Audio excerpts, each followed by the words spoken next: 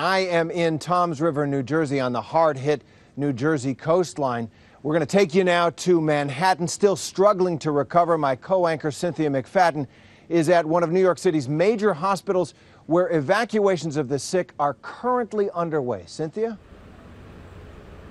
Good evening, Terry. That's right. Well, New York began to wobble back to her feet today. The New York Stock Exchange opened and some buses are running, but I am standing in front of the third major hospital to shut down since the storm. This is the legendary Bellevue.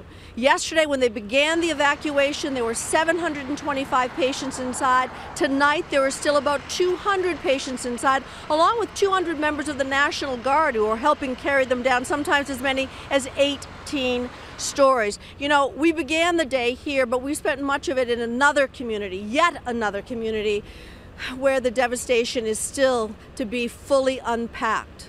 A community just outside of New York, the Rockaways. This morning, the word went out. Backup generators operating since Monday night had failed. National Guard troops called in to help carry out hundreds of patients from Bellevue, one of the country's busiest. Some patients having to be carried down from as high as the 18th floor. We have not experienced anything on this scale.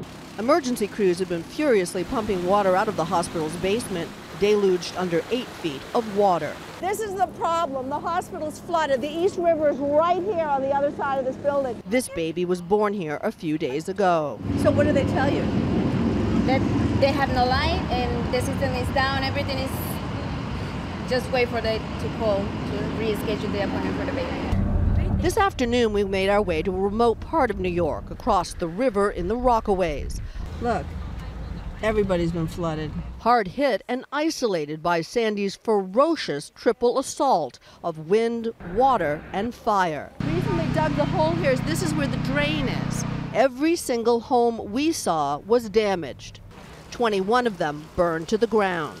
It's a landscape peppered with melted cars, staircases leading nowhere, as residents' possessions were lined up along the sidewalks. Look at this, just house after house, every single house. These people's lives have just been turned upside down. One popular local restaurant, the Harbor Light, reduced to an awning and an American flag. You want to understand how hot that fire was and how quickly it moved? Take a look at this. Brand new. Is everybody okay? Yeah. Everybody's here. Here, where the Manhattan skyline is visible in the distance, we found the residents angry, feeling forgotten. They say that nobody has been here yet to help them. I'm pissed off, yes. But most we talked to were trying to dig their homes out, neighbor to neighbor, piece by piece. This man showed us his home, his furniture floating in his flooded living room. I would say 8 to 9 feet. I mean, this is right here where the water line stopped. Right here, the top stopped. It was scary what was here. We met a family of 3 generations. Grandpa Rudy Bird shows us around the destruction that has befallen their home. Enormous sand dunes have formed in front of their house. We spend our life on that sand over there. Now we have it here. Oh my Lord! And the boardwalk in front of it has been completely heaved up. There used to be 12 feet of sand right over here, leveled. This boardwalk, famous old boardwalk, used to be right here. Swept up over here, the sand down 118th Street. Total devastation of these houses. This is yet another community that has suffered terribly. The night of the storm, residents tell us the streets were flooded as fires burned out of control. You've never seen anything like it? Never seen anything like this. 16 years on the job, never.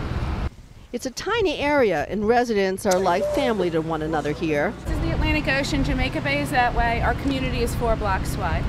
And typically as a community, we're very close-knit. Yet almost everyone in this friendly community chose to stay despite the warnings to evacuate. We're here for last year's storm. We wrote it out. And it was a lesson poorly learned is really what it boils down to. You would evacuate next time if there was a next time. Absolutely. Yvonne Tech tells us that after the destruction was evident, people once again banded together. Yeah, and I like that everybody's helping. A tribute to a resilient community, battered, but surely not broken.